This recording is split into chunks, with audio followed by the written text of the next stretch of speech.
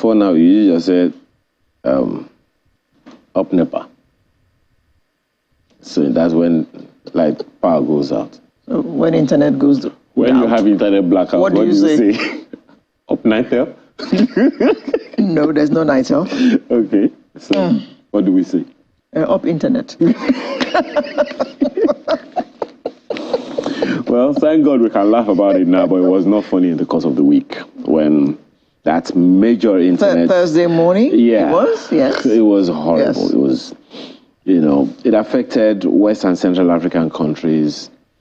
And the Internet Observatory Network said operators of multiple subsea cables reported failures.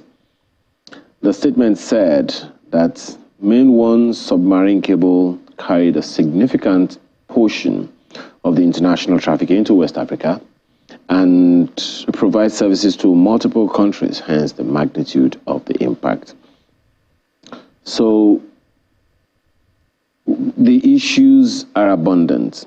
We understand that said that the process might take 1 to 2 weeks for repairs, but 2 to 3 weeks of transit time may be required for the vessel to pick up the spares and travel from Europe to West Africa once the vessel is mobilized. All of that conversation we want to have this morning with three gentlemen joining us here. Tony Emekwere is President, Association of Telecommunications Companies of Nigeria. Thank you so much for joining us. Thank you very much. We have here Theodore Chukwudi, who is a network solutions architect. Thank you for your time. Thank you. We also have Engineer Eken Namani, CEO Medallion Data Centers Limited. He's also joined us on this conversation. Thank you so much, Engineer, yes, for joining us. Yeah. So let me begin with you, Mr. Emekwere. People woke up and this happened. Yes. So help us understand what really happened. Because I am almost certain that so many people would have thought themselves silly. So imagine you need to transfer money to someone you have been owing. You've been making promises, and now you have the money to pay, and internet went down. Yeah. And naturally, I would assume some people will say it's village people. Was it village people? Well, it was not village people. Don't forget, these are infrastructures, okay, and they are prone to some issues. Any equipment can go down. Even the likes of bigger companies internationally had even outages. There was a time that WhatsApp was out and some other things like that. So these things do happen from time to time. The good thing that for us in Nigeria is that we have actually multiple submarine cables coming into the country. It's only about 3 of the total 5 active that were affected by this issue. So it is not like we were totally cut out. There are other countries in Africa right now as we speak who are totally cut out. Some haven't recovered since that incident. Nigeria has, and maybe South Africa have multiple connectivity. So we are fine. There was a challenge, but we are still sitting pretty compared to other African countries. Theodore, Main One's name kept coming up in this matter. Yep. Are they the ones who own the cables that go, the subsea cables that come into Nigeria, majorly?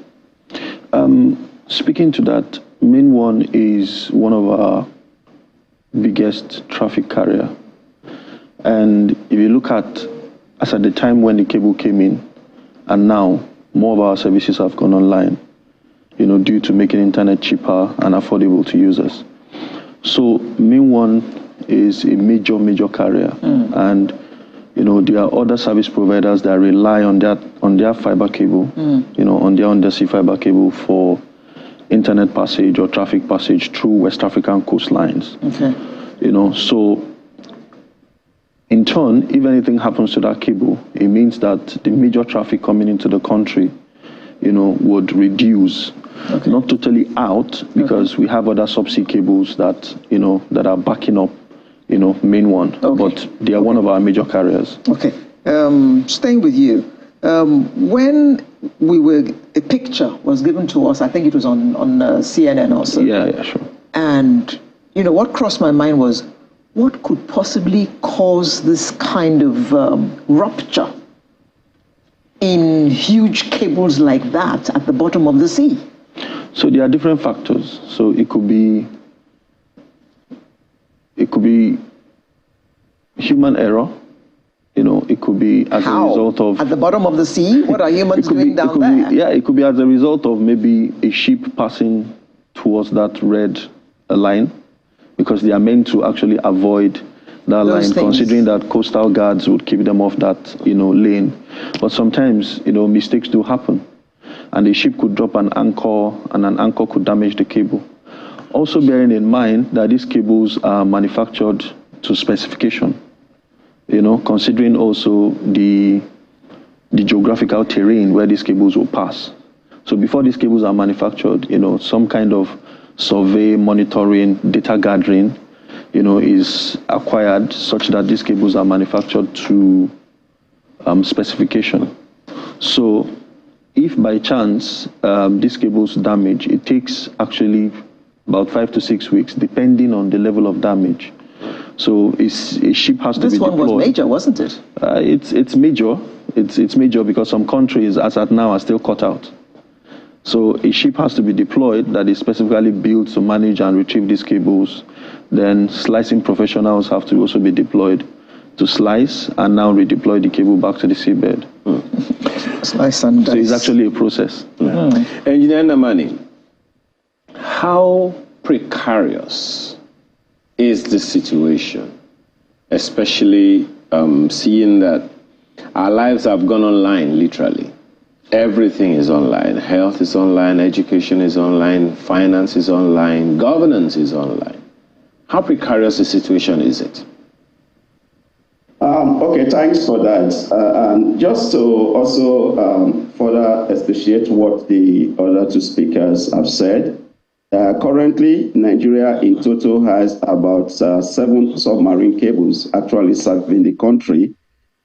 You've got the main one, you've got the Equiano, you've got SAT3, you've got the Ace Fiber, you've got also a WAX, which actually is a consortium of so many companies also available. And then you have NCNC also that comes through Cameroon and the rest of it, right? As was said by the ADCOM president, about 3 of them, Ace Fiber, Main One, we have Glow One also, which is currently very active and being used massively over the last few days also, right? So as was said, 3 of them got affected by this cable cut. And then by default, it affected the swapping of traffic. So what has happened, and which is why you are able to still see services online, I'm joining you now on Zoom, is because the moment that happened, other cables that were alive and active, capacity was not swapped with them. So we spent the last 2 days truly swapping capacities, putting people on Equiano, putting people on Glow One, just to be sure that at least traffic is restored, while, as was said, it's going to take a few weeks. Sometimes it may even run into months to restore the cable that is cut. So there is redundancy, but because this is probably the first time I can recall where 3 of them went down at the same time. People don't know this, but over the last 10 years, I am a witness to the fact that at least more than 10 different times, cables have been cut. But we don't feel the impact because it's probably one cable at a time, and then they swap and take capacity from others and restore. Now, it is bad for 2 reasons. One, because of the quantity that happened at the same time. So it was more easily noticeable than what has happened in the past. As I said, I personally, because we operate the data centers where these cables exchange traffic, I see this and I know it has happened several times over the last 10 years. But because this is 3 of them, majorly it's got more impact than in the past. It is a risk that will continue to be there. Thank God we've got Glow One. Thank God we've got Equiano, especially Equiano that currently has the biggest capacity to take traffic in the country that was just launched last year. If Equiano was not there, I wonder what the case would have been worse than we are currently experiencing, right? So it's what it is. This calls for the need for 2 things. One, we need to, as much as possible, localize traffic, use more of the... We'll come to that in a moment, Engineer Namani. Just a second. Just a second. We'll come to all those, but just to do some spade work, because we really do need to talk about permanent solutions as much as possible. even though there isn't any such thing as perfect. But let me ask you, Mr. Mokwere, to the layman, as far as we are concerned, is this telco? Is Tony's telco? Is Chukudi telco? Is Ike telco? They are not, all of them, they are just bad. It's Chukudi net. Chukudi net, thank you. They are bad. They don't know their work. In fact, they should leave this country. How did you receive that news? Well, it's a challenge, like was rightly said. I mean, I'm talking about how did you receive the perception of people? Well, the perception is mixed. It's a mixed bag. The major challenge is the awareness and the knowledge of what this issues. People were aware that some cables were cut. Even if, I mean, you told me you're supposed to pay. I spoke to a customer yesterday, and I was trying to explain this, and how it come, I don't care about this international. I just want my internet. I just want my internet. So it's like I said, it's a mixed bag of we receiving it. It's a challenge. Like was said, this is the first time this has happened to this extent, that you have multiple cables at a time. Like I said, we are actually still comparatively. Comparatively, we are still in a better position than a lot of African countries. You said that one. Yes. Yes. But for the layman, it's a difficult thing to understand. Okay. But these things do happen, and the issue is, like you said, what is the way going forward? What are the solutions we're going to put in place? The thing is that, like was said, we have already many more submarine cables coming in still. As another cable that has come in now to Africa, which has landed in both Lagos and Akwa Ibom, and is even bringing more capacity. So Nigeria is actually more connected than most African countries, obviously because of the size of our population, the size of the market and things like that. Mr. Mbakwa, when this thing happened on Thursday, strangely, we were still able to connect to some extent with our data. Wi-Fi's were down, yes, but mainly we could still. I mean, how did that happen? So which is what we are still doing some speed work, like you said, but some of the traffic that were local were all still up. So what do you mean services that were local? So things that are within. Are they not all through the internet? No, but the internet, there is data that is localized. There is data that is international. All local data. For example, WhatsApp was still functioning reasonably. Yes. Okay, because WhatsApp is almost like a peer-to-peer type of communication. So it's within Nigeria, for example. It's not passing the submarine cable out of Nigeria. So all communication within Nigeria was still up. And don't forget, it was not all the cables that were damaged. So those that still had access to the existing submarine cables were still up at the same time. And also, you are confusing. You are confusing the layman like me, because I was still able to talk to my brother on WhatsApp in America. Yes, because he's not in Nigeria. You say local. So that's what I was trying to say. I am not understanding. So there is what is called an exchange point. Okay, so that exchange point, traffics are, we are all interconnected, and through those existing cables that were not damaged, don't forget, it's not all cables that were damaged. Okay. Some traffic was still able to leave the country. But because of the impact, three going at the same time, okay, let me put it in a layman term. Imagine all four of us are connected to, or let's say three of us are connected to this one cable. Okay. He is connected to another cable. Okay.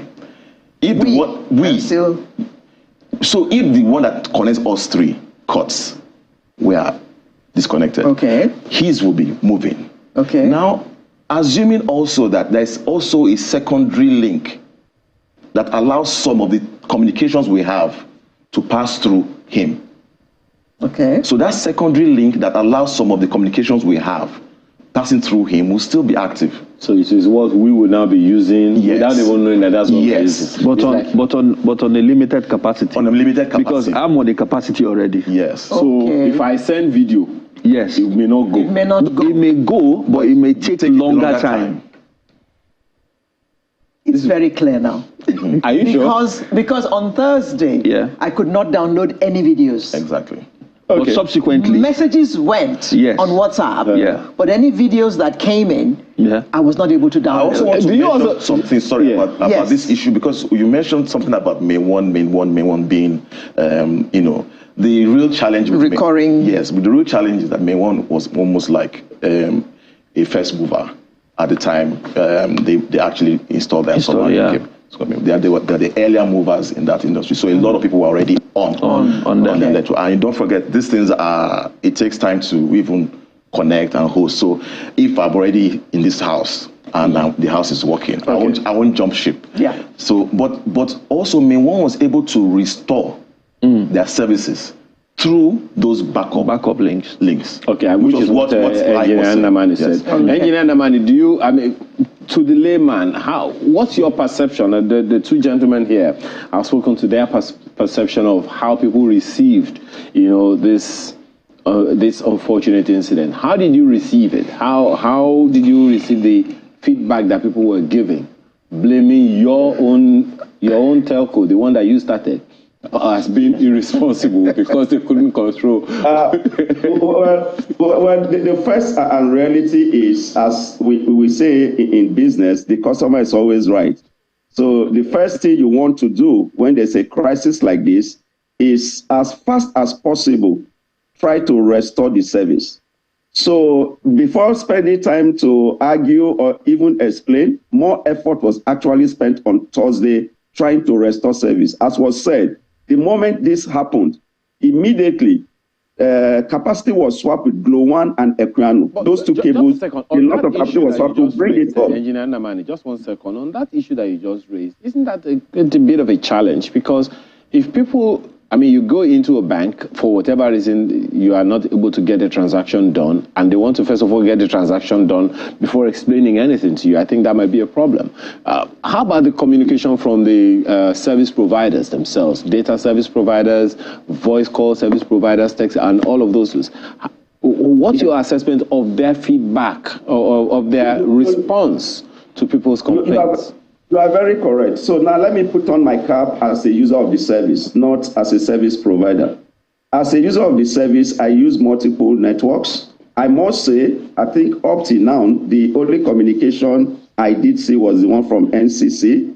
My two networks that I'm on, none of them have sent me as a user message explaining what happened. So from that standpoint, I think the communication to the users needs to be better, using this as a learning experience. The moment this happened, I suspect and I expect going forward with this as a teachable moment, all the service providers will probably have it within their communication unit. When something like this happened, send out a blast broadcast to subscribers, explain to them what is going on so people can even understand and be patient with you. I must confess that as a user now, not just as a network provider, I didn't get those level of communication from the networks. So clearly it's a teachable moment, which I believe the industry should learn from, and we should do it better going forward.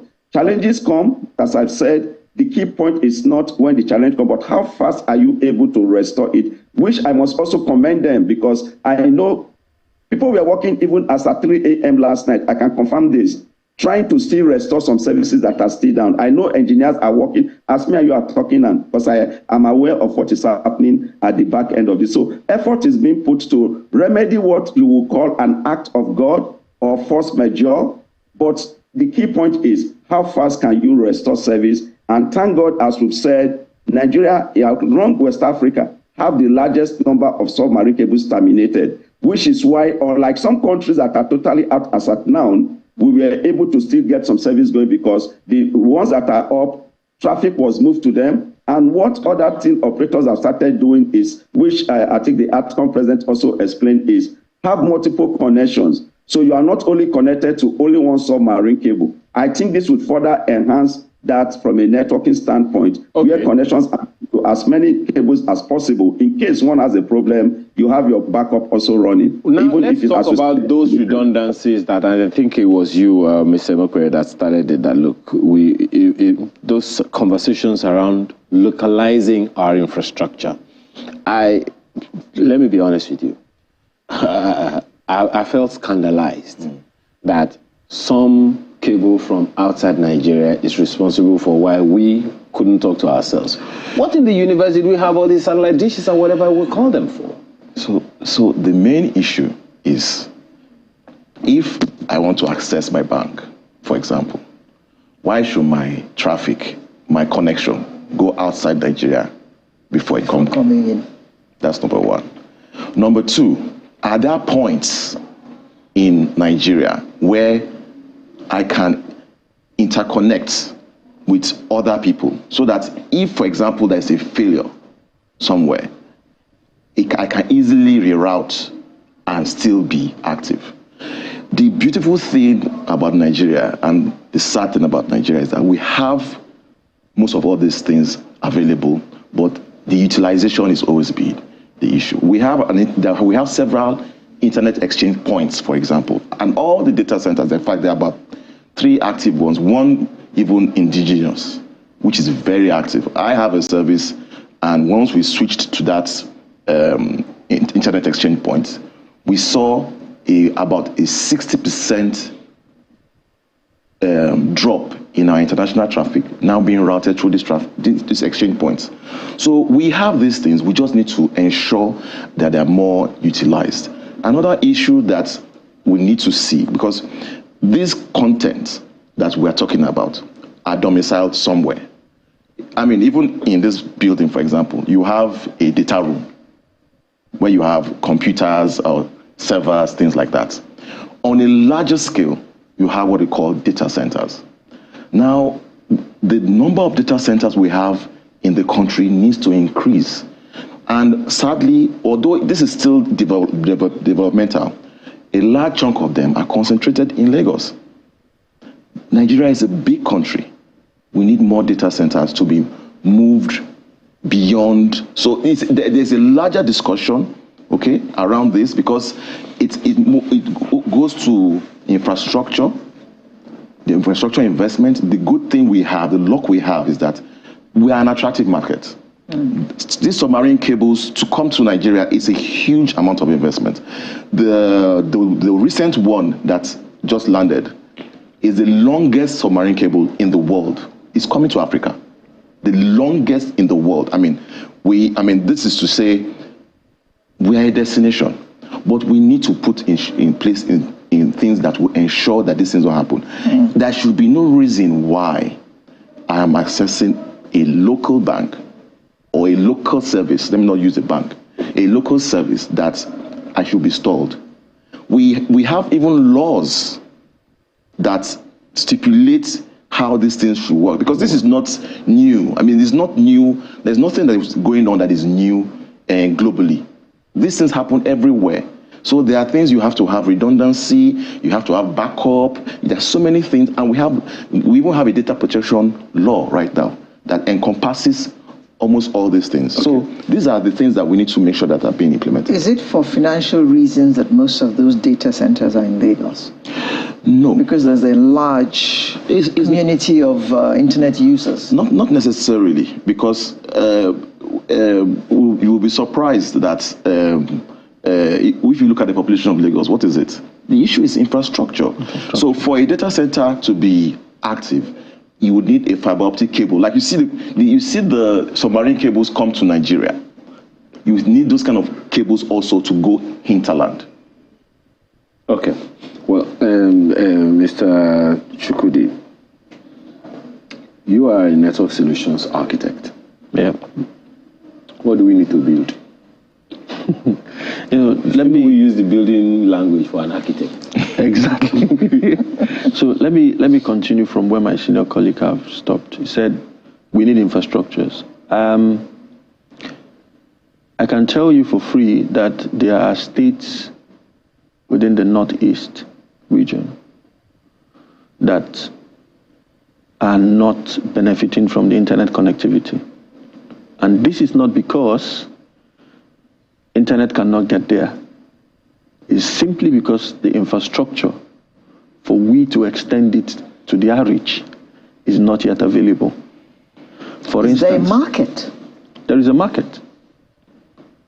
Is the herdsman going to be using the internet? Surprisingly, I can tell you for free that the herdsman uses WhatsApp. For free. And let me give you an instance. Their governors are aware. So let me give you an instance. Okay. I spent the Christmas holiday in Plateau State, and which is my place of birth.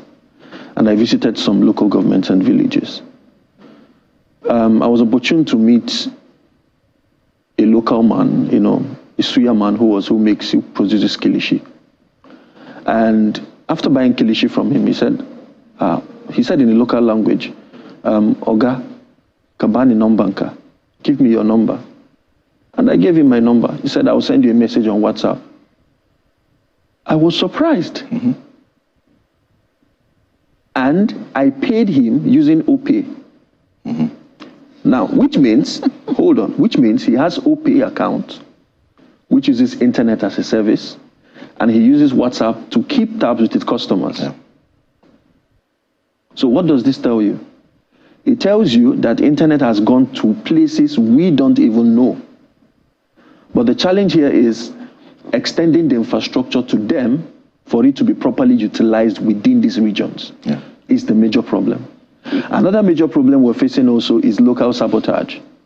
Maybe, for instance, construction companies might damage some of these cables, right of way. I know some state governors have said, come in, investors come in, no more right of way, come and run your cable so that we have infrastructure and all of that. But more needs to be done. There are those who will say to the last issue, there are those who put it straight at the docket of insurance. Insurance should be able to take care of that one. But is it a problem of funding, these infrastructure issues that you've raised? To some extent, because running a data center is not easy. Yeah. I mean, Mr. Mukore can attest to that, and my colleague online. Running the data center is not easy because you have to have at least, for you to be able to run a three-tier data center or a tier 3 data center, you need to have at least 3 sources of power. Yeah. Stable power. Yeah. Okay, leading me to this question to you, Engineer Namani.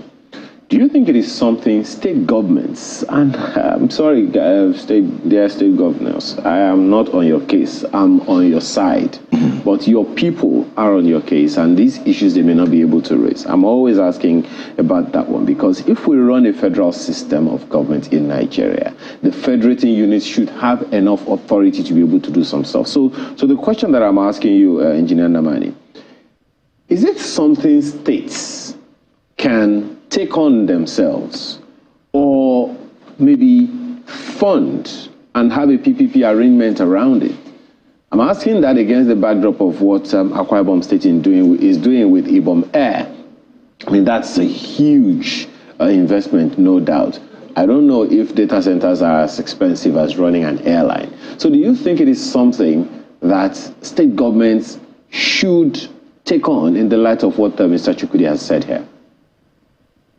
Yes, the straight answer to that is yes. But taking it on, let them even do the easiest one they can do, which was also stated. Grant easy right of way, make it easy for people to even set up businesses without taxing them before they even start operating. Make the permitting process a lot easier, because the truth is, even the private sector is ready to finance some of these projects, but people get discouraged when, before you bring in your investment, things that you expect the state to provide, you have to provide it. Let me give you a simple example. We have a data center coming up just here in Lagos, also interestingly, right, for the To Africa project. I personally, as a private company, have to build 4.2 kilometers of road just to be able to access the site. We paid for it at our own cost. We had to run dedicated power from Aja substation all the way to that site. I kid you not, it cost us several millions of dollars to implement those two components that naturally should have been provided by the state. And the same thing we see in many places where you have to self-fund what the state should have provided for you or the government should have provided. But even if you are willing to do that and you have the capacity to do that, the enabling environment without multiple taxations, without delays in permitting, is what is currently impacting and affecting. The other part, which is very funny, and you'll be shocked, today, and this probably explains the question on why do people still prefer to put some things outside, though it's wrong, it should be all in country. Today, if you want to get 1 gig of IP transit from Lagos to London, it is 10 times cheaper than to get the same 1 gig of IP transit from Lagos to Abuja, though Lagos and Abuja are within the same Nigeria. 10 times more expensive because the cost of doing business in Nigeria is just too expensive at this time. So you are 100% correct. The state governments need to understand and appreciate the economic benefit of having a digital economy. It creates 10 times more employment, generates 10 times more revenue for them from IGRO if these infrastructures are implemented and being used. They have to understand that they have to be patient to wait for these infrastructures to be implemented, support the implementation of this infrastructure before they start getting the benefit financially, which unfortunately at this time is the reverse. They want to collect the money and penalize you for coming to invest in some of these states, and that is discouraging investment into some of the states. Some have understood it, are trying to do something about it, but it's still very, very few compared to the rest of the states. You know, that sounds like having to fly to Paris because you want to go to Lomé. It already happens. You make a call. Yeah. Once you make a call, what happens when you make a call? It first of all goes no, not really. Million. But you see, the challenge is still the issue. You use the analogy of the airlines. The reason why it's cheaper to fly to Paris than to fly into Africa is because of the number of connectivities. Okay. How many airlines are operating within those areas? So it's the same thing. Is there a flight from Lagos to Dakar? How many flights even? So the challenge is so several things have come up in this discussion. And one of the things we have been talking as an association is to get people to understand that communication infrastructure is a critical national asset. This whole challenge has thrown up the real importance of communication infrastructure. We need to understand its critical nature and understand the number of dependencies as an economy that this infrastructure rely on. And it has also brought to my mind the issue of infrastructure sharing. How well is that going in the industry? For example, the data center that's their primary business case. Yes. So the data centers we're talking about is pure infrastructure sharing. Most of the data centers that we're talking about now, the main ones, even my friend Ike they are what is called open access data centers. So they are carrier neutral. So it's not big. Yes. Anybody can use it. If you now need a service today, you can ask them and they can provision you. So some kind of co-location. It is already done. Yeah. And co-location is not only done on data centers, it's done on almost all communication fiber optic cables, for example, are shared. Towers, communication towers are shared already. We have several. Oh, that's so the issue is the understanding that, and this has thrown it into light, that anything that affects any communication infrastructure affects us directly. And what we should understand is communication, as we can now rightly see, is a fundamental human right. Communication is a fundamental human responsibility too. But let me ask you, Mr. Chukwudi. Yeah. I think it was in the course of the week. Don't laugh.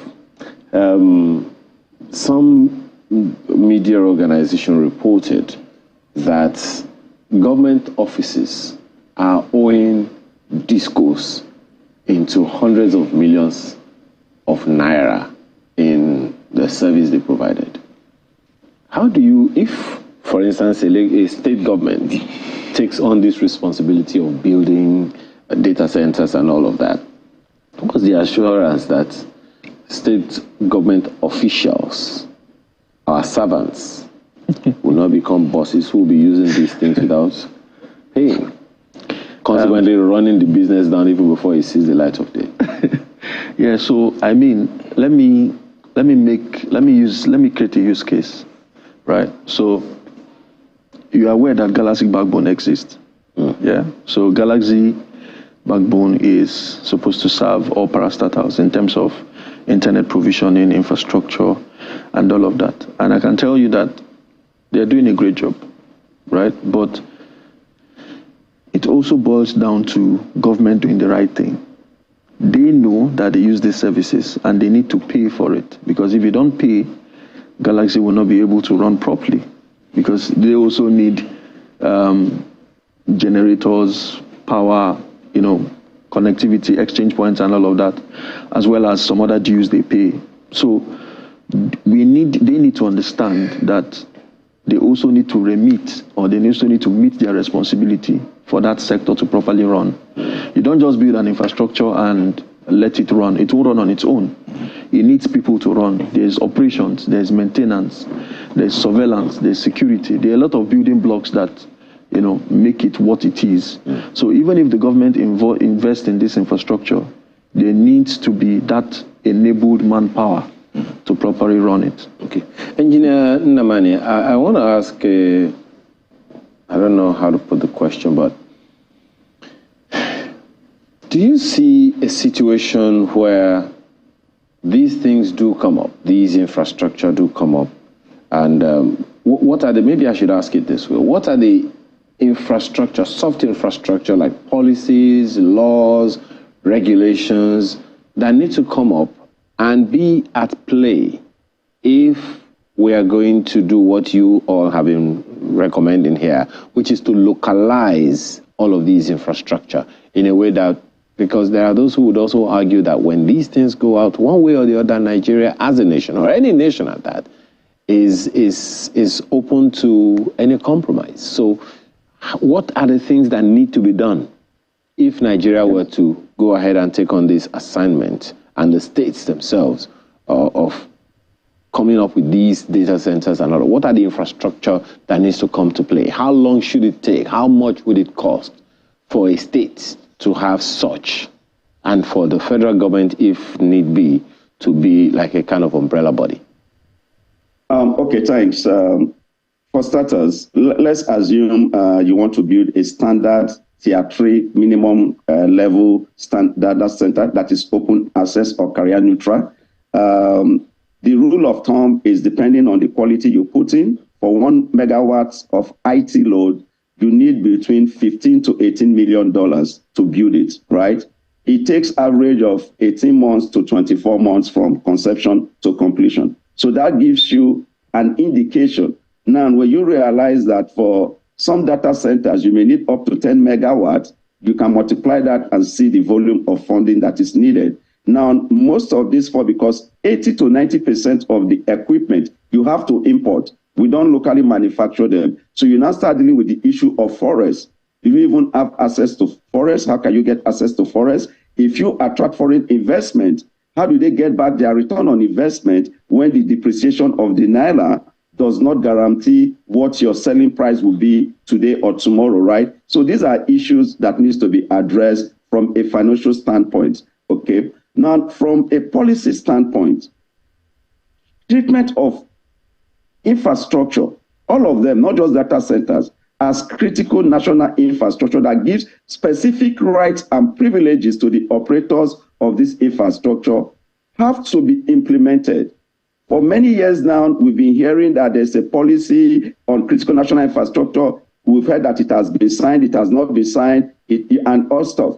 But whether it's been signed, it's not been implemented. Somebody can still come today, cut your fiber on the street, and nothing happens to them. You have to go fix it at your own cost. You have to take care of it, and the person just goes scot-free. Vandalism of telecom assets. So you cannot have a robust infrastructure to be used if it's being vandalized, either intentionally or unintentionally, and nothing happens. There's no protection from the state, local government, or federal towards any infrastructure as of today. That needs to change. Then, of course, the policy of Nigerian cloud first. You want to take your service to the cloud, all well and good. But where is that cloud located? Which data center is that cloud service being run out of? All that has to be domiciled within Nigeria. We now have very, very good world-class data centers in Nigeria. So gone are the days where somebody complains about the quality of the infrastructure. Nobody can complain about that anymore. Today, we've got the best data centers operators globally operating in Nigeria. So from an issue of quality of service, we've crossed that point as of today. Now, there's no more reason why people should not bring in their data, sovereign data, and host it locally, because the infrastructure to do that already exists. So we've already passed that point, but these policies have to now be implemented by the government. But the more important one, which really goes down to the state level, is creating an enabling environment.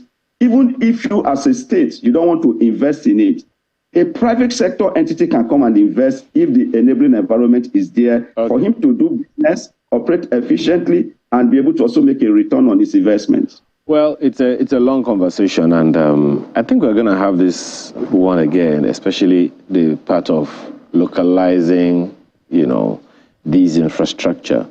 And I'm also very glad with what you guys mentioned, which is the fact that it will provide a lot of jobs for people. Most certainly. Thank you so much, gentlemen, for being here this morning. Tony Emokpere is President of the Association of Telecommunications Companies of Nigeria. Thank you very much. Chukudi Theodore, Network Solutions Architect. Thank you for your time. Thank you so much. As well as Engineer Iken Namani, CEO, Medallion Data Centers Limited. Truly appreciate your time and your thoughts today. Thank you. So Sunrise continues with the next conversation we want to have this morning about budget padding. It's not even delicious in the mouth, but we'll be right back.